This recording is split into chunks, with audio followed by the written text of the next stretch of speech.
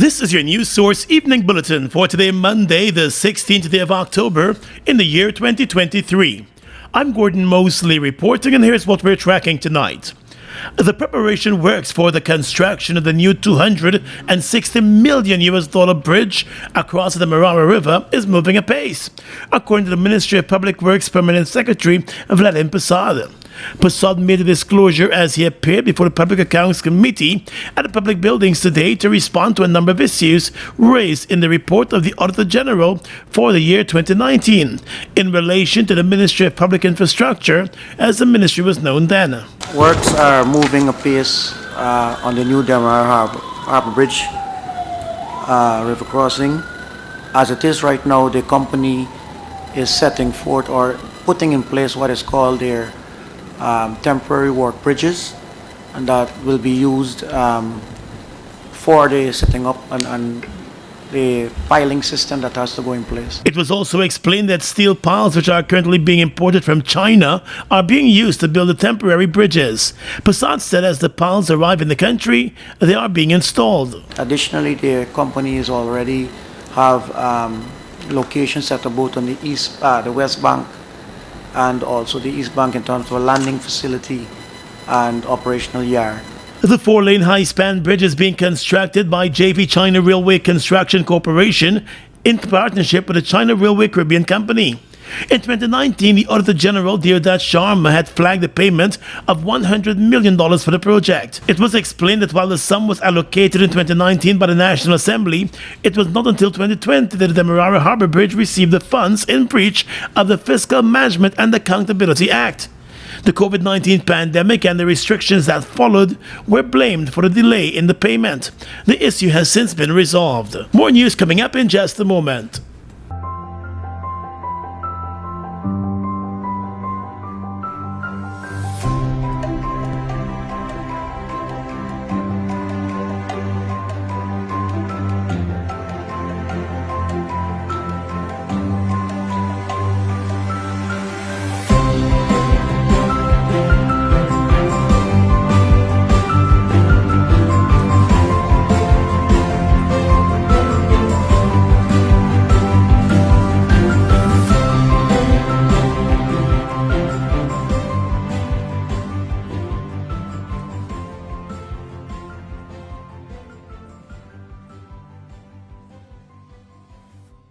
Oh my lord, I just love to shop in this store. My customers, them gonna love all these things. So many different things in one place. Household items, electronics, toys, stationery, confectionery, exercise equipment, shoes and clothes for men, women and children, school things, costume, jewelry, perfume, makeup. Oh, look the makeup! Giftland Office Max, Guyana's favorite department store. Having your own car means peace of mind. Having your own car means comfort and convenience. Having your own car means freedom to get there on your own time. It's Deal on Wheels at Republic Bank. It's time to get that new vehicle or upgrade to a better one with Republic. Super low rates and low down payment. Up to 8 years to repay and great prizes. Come in to Republic Bank today. Republic Bank, we're the one for you. Monster, bust the flavors. We're full of flavors.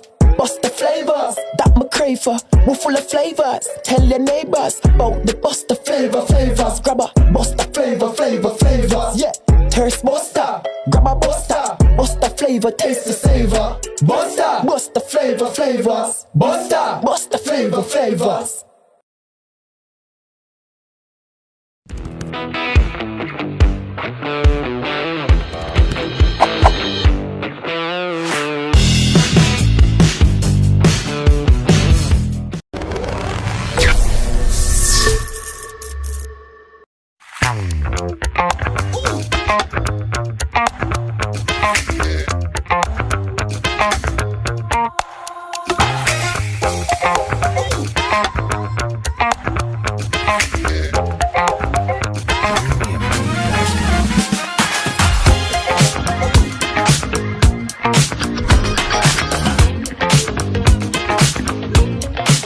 This evening, police investigators are continuing their probe of the gunning down of a Monrepo man at a traffic light stop on the east coast of Demerara.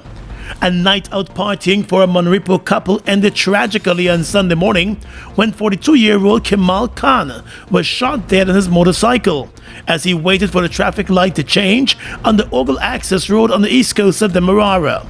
The incident took place just after midnight as the motorcyclist and his 21-year-old girlfriend were heading to the city. The shooting lasted for about 40 seconds.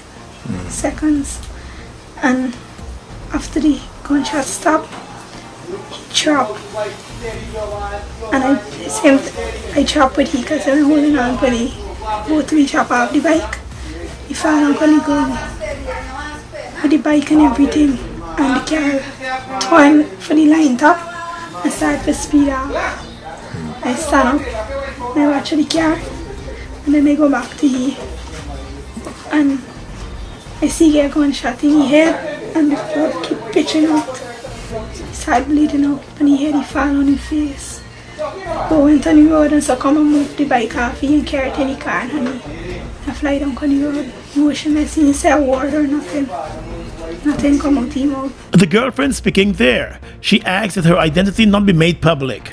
A police report said the two left their Monrepo home just after 11 p.m.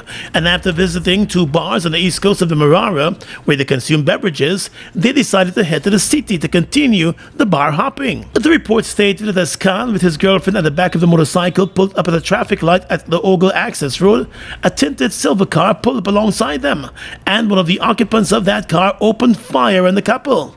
The man fell onto the roadway with multiple gunshot injuries as the car sped away from the scene. The woman was uninjured. The police and emergency services were summoned, and when they got to the scene, the 42-year-old man was seen lying in a pool of blood, motionless, with a confused girlfriend nearby. The police report stated that the man sustained gunshot wounds to the head and to the left side of the chest. Investigators believe he may have been targeted. Surveillance video recordings from the scene are being examined. The investigations are ongoing tonight. President Irfanali departed the country this morning for Canada, where he will join with other CARICOM leaders to attend the Canada CARICOM Summit. The summit, which is being held under the theme Strategic Partners for a Resilient Future, aims to strengthen bilateral cooperation between Canada and the CARICOM region. The president held discussions recently with the Canadian High Commissioner to Guyana ahead of this week's summit in Canada. According to the Office of the President, President Irfanali will be among regional leaders advancing shared priorities in a number of areas, including building inclusive and sustainable economies and increasing trade and investment. Climate change and its impact on the Caribbean are among other critical issues that will be discussed. The President is being accompanied by the Minister of Public Service, Sonia Paraga. The Prime Minister of Canada, Justin Trudeau, will co-chair the three-day summit, alongside the Prime Minister of Dominica, Roosevelt Scarrett, who is the current chairman of CARICOM. The summit opens tomorrow. It is being held at the time when the 15-member regional bloc is celebrating its 50th anniversary. And according to the Government of Canada, the high-level forum will highlight Canada's strong ties with the Caribbean and provide an opportunity for leaders to continue to strengthen cooperation and chart a better future for the people in both regions. According to the statement, Prime Minister Trudeau will also use the opportunity to highlight the importance of reinforcing democratic values, promoting human rights and the rules-based international order, and strengthening coordination on regional security, including responding to the ongoing security, political, and humanitarian crisis in Haiti. Audits are a routine practice for any business, more so in the international petroleum industry. These audits ensure that the expenses incurred by ExxonMobil are aligned with cost to recoverable expenditures. Guyana has been working to ensure that audits are done in a transparent manner, utilizing international and local expertise. Are you looking for men's suits for that wedding, prom, or special party? Or maybe you need to update your wardrobe with a modern fit or a new color for work. Search no more.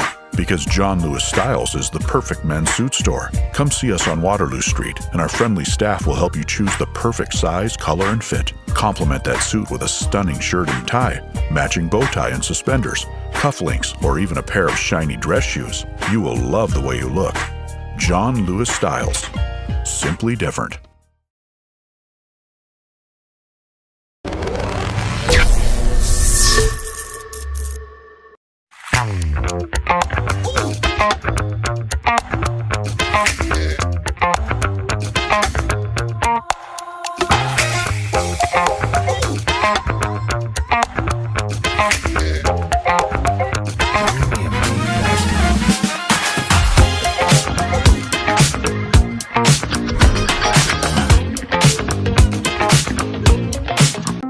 It's one of your biggest goals, getting your own home, where memories are made, where happiness lives. You may feel that home ownership or renovation is beyond your reach, but we at Republic want you to know that there's always a way. Ask us about our suite of mortgages. Let's help make your housing wishes come true. Or advise on how the equity in your existing home can finance other dreams and goals. Call or go online to learn more.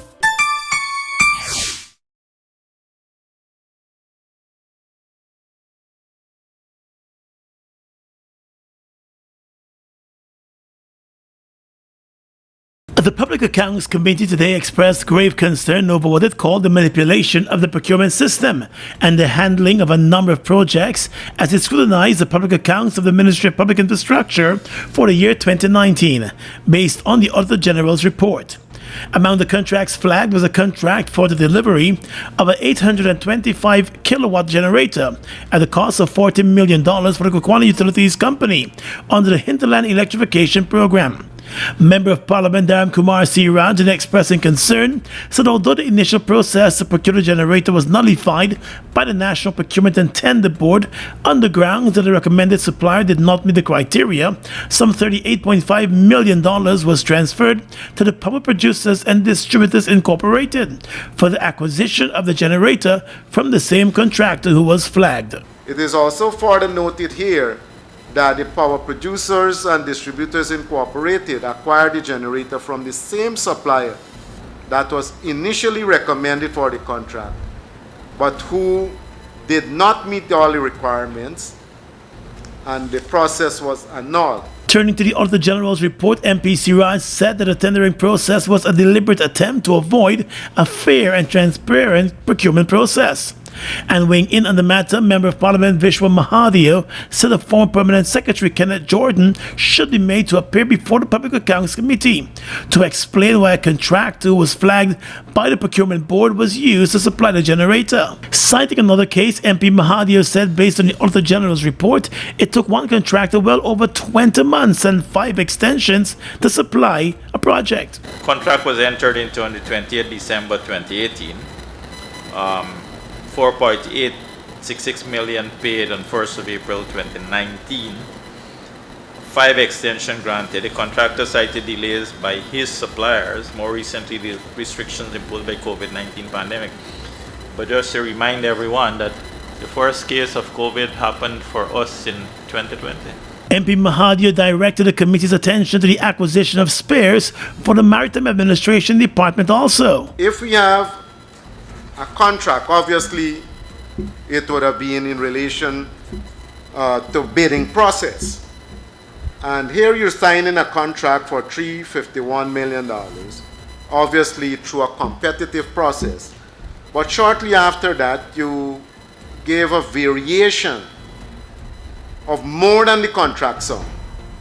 Can we be told why is it that we need to go for a variation and this variation represents 114% of the initial contract sum? The Permanent Secretary, in response to the concerns raised, acknowledged that there were clear breaches in the internal protocols established by the Public Works Ministry in the past. He said no company should be paid in full before delivering on products or services. While we can correct what has happened during this period, we have since made several aspects in terms of strengthening the internal controls, strengthening the procurement and the way procurement is done, as well as the contract management with regards to procurement of spares and other items for the Maritime Administration Authority. In cases where the team led by Postal was unable to provide answers today, the Public Accounts Committee has given the team more time to provide the requisite information. Turning now to the agriculture sector, with the Rose Hall Sugar Estate grinding sugar again after 6 years, the estate appears to have already surpassed its production target. The sugar estate, which reopened at the end of September, has already produced in excess of 130 tons of sugar. During a visit to the Berbice region over the weekend, President Finale told workers in the sugar belt that the Sugar Corporation Gaisuco will be developing close to 4,000 hectares of cane to be processed at the Rose Hall factory. He credited the recent successes at the Rose Hall factory to sugar workers, who he said stuck with the government throughout the promises.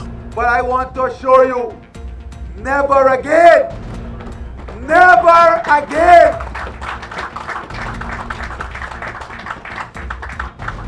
We are going to make the investment to keep your jobs, keep your families, keep your communities, and keep sweet, sweet sugar. President Ali also said the management of the sugar company must work to ensure the sustainability and the viability of the sugar industry, and the focus should be on making the industry better. Let me say to our workers that we will be first to acknowledge that you must get better, and we will do everything to ensure that you get better.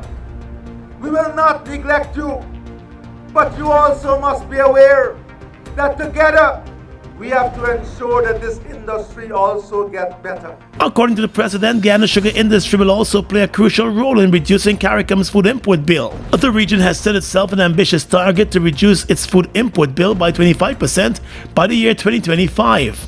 Although the sugar industry continues to face its share of problems, the president said he believes the industry has been improving in its performance. Since 2021, approximately 2,150 hectares of land is in cane.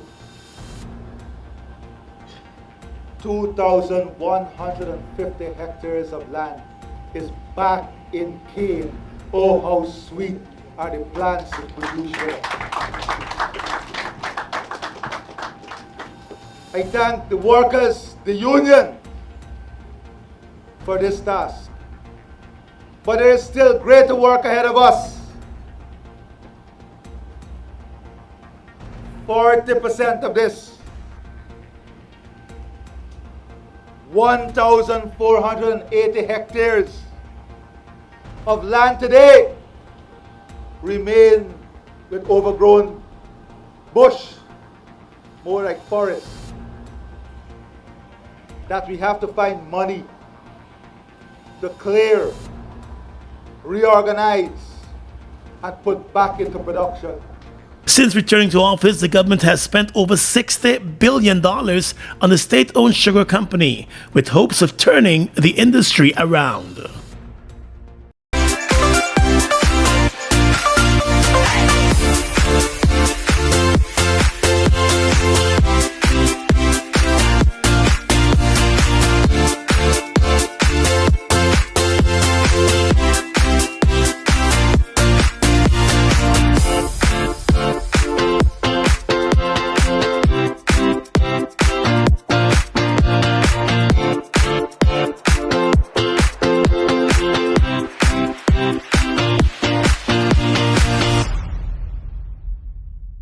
Guyana's economy is rapidly transforming, and we're all part of it.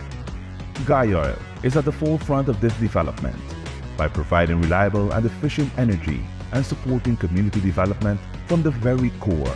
100% of Guyoil's profit goes back to building schools, roads, and other important infrastructure that connects our cities and towns, providing fuel to domestic, marine, industrial, and aerial transportation. Guyoil has now repositioned itself as a market leader in the petroleum industry, building a better future for all of us. Sorry. Jack? Hey. Boys, where you going with all that speed? Yo, today's the 15th. My NIS contributions are due, and I ain't even get the forms as yet. Hold on. You mean to tell me that you're not aware that all self-employed persons can now make their NIS contributions using the MMG app from the comforts of their homes and offices? Really? I just pay my bills using MMG, Yes, Jack. And the thing's simple. All you have to do is open the app, select Pay Bills, Government Services, NIS, and Pay. They will prompt you to enter your NIS number, the month you're paying for, and the amount. So I don't need to submit any form? No. The only time you submit in a form is when you're making a claim. Wait. I could make a claim too? Oh, no, man. You didn't know that? Yes. All self-employed persons are entitled to all benefits from NIS. Well, except for the industrial benefits. And here's the good part. All of their forms, you can download them from the NIS website. Well, girl, I'm really glad I bumped into you. Anyhow, make sure you pay your bills later. Later? I gotta sit down right here and pay my contributions first. Take care. For further information, please visit the website at www.nis.org.gy, the National Insurance Scheme Facebook page, or your nearest NIS office. Food Max Supermarket, located on the ground floor of the Giftland Mall, is your one-stop shop for all your grocery needs. We stock a variety of imported frozen meat and food products, fresh produce, and pet supplies, freshly made bread. Rotisserie chicken and patties are also available daily. Shop in comfort today at Food Max and let our courteous staff assist you in satisfying your shopping needs. Food Max, the fresh food specialist.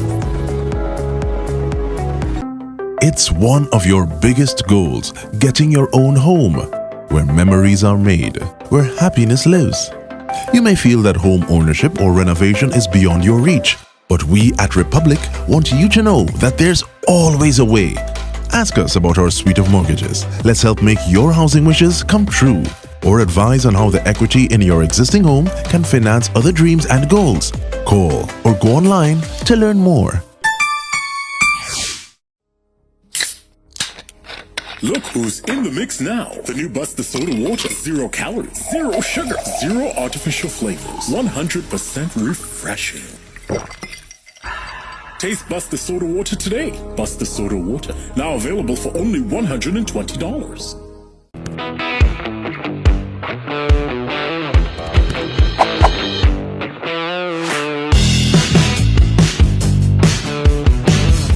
With your regional and international news tonight, I'm Svetlana Marshall in the region.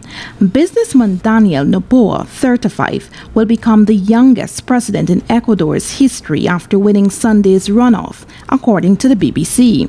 With more than 97% of the votes counted, Noboa, a centrist, had a lead of 4 percentage points over his left-wing rival, Luisa Gonzalez. Gonzalez conceded the election and congratulated Noboa on his win. In his victory speech, Noboa said that peace would return to the country. The election campaign was overshadowed by unprecedented levels of violence, which saw one of the candidates being assassinated just days before the first round of voting in August. Bahamian Prime Minister Philip Davis met with Pope Francis during an official visit to the Vatican on Saturday. Davis and his delegation, which included Foreign Minister Frederick Mitchell, held bilateral talks with Pope Francis during their visit to the Holy See. In an Instagram post following the meeting, Davis said he was humbled to have met with the Holy Father, Pope Francis. He disclosed that the meeting focused on a number of pressing global challenges, and they were both reminded of their shared responsibilities. Davis is the first Bahamian Prime Minister to visit the Vatican. And finally tonight, international news. Hamas military wing has reportedly fired a barrage of rockets at Jerusalem and Tel Aviv, with sirens sending lawmakers to bomb shelters, BBC said in a report.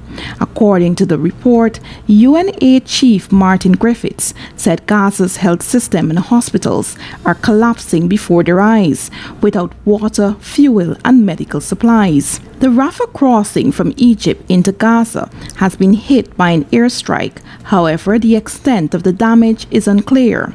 Israel's military has updated the number of people it believes are being held hostage in Gaza up from 155 to 199. At least 6 British people are among those killed by the initial Hamas attack, while 10 remain missing. The BBC has learned 2 of the missing British citizens are teenage sisters. In total, more than 2,700 people in Gaza have been killed in retaliatory strikes by Israel. And that's your News Source Evening Bulletin for tonight. I'm Svetlana Marshall reporting and encouraging you to stay safe.